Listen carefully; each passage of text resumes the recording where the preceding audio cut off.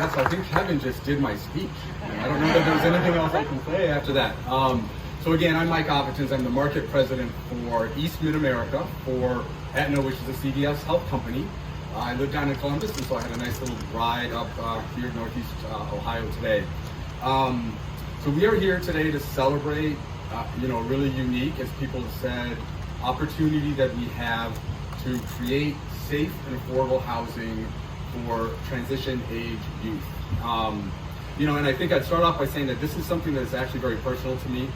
In addition to having two kids who are young adults and are launching on their own, my wife and I have been longtime foster parents. And so I have a first-hand view of how critical safe and convenient housing is as folks really step back and grow into the people they're going to become and the future that we need in this country.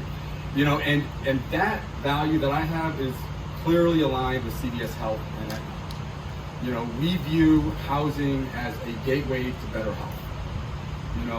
And that housing, if you have housing, it creates a platform not only for things like transportation and and group counseling and medical services, which are all part of what this development is going to be, but it also creates a platform for people to be healthy and to address chronic issues or health issues.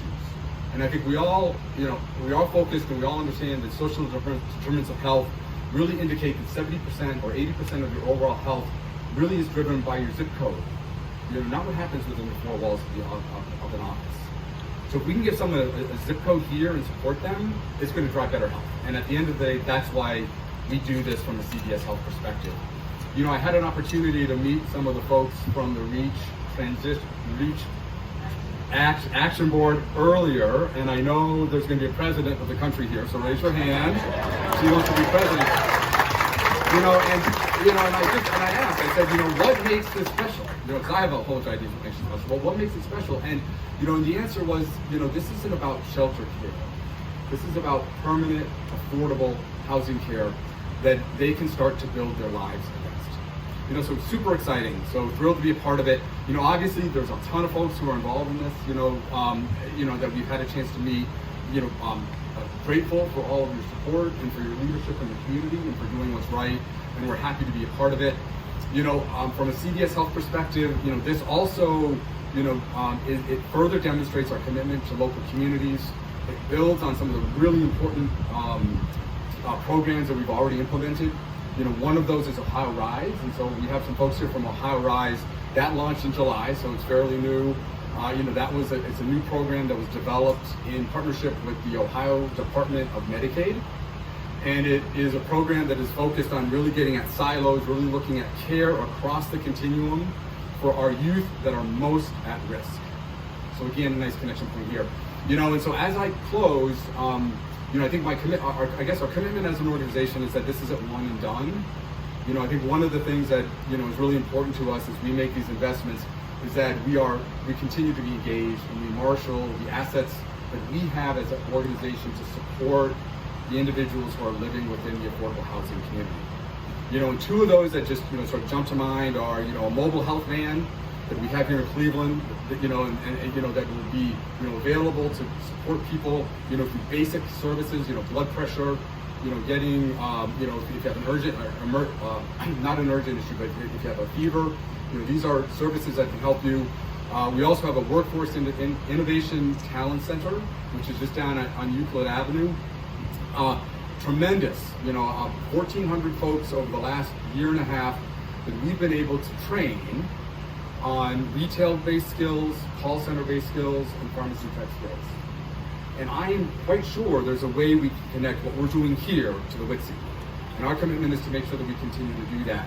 As I close, we have a lot of folks here from across Aetna and CVS. Maybe raise your hand. For us, we always say, so thanks for that. So for us, we're a really big company.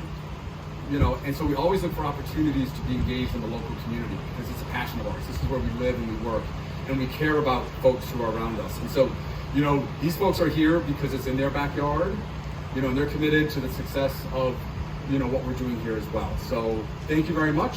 I'm going to turn it back, and we're going to get to the most important people, I think, right now in the show in a couple of minutes. So thank you very much, guys.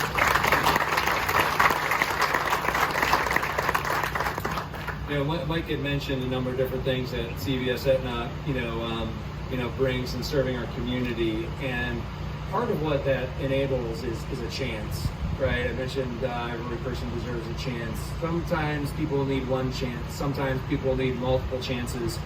Sometimes people need help walking through the door for that chance. Sometimes people need 113 chances, which you're like, what's that number from? If you come back to the ribbon cutting, I'll tell you the rest of the Paul Harvey story for that. But we want to, these incredible youth that we had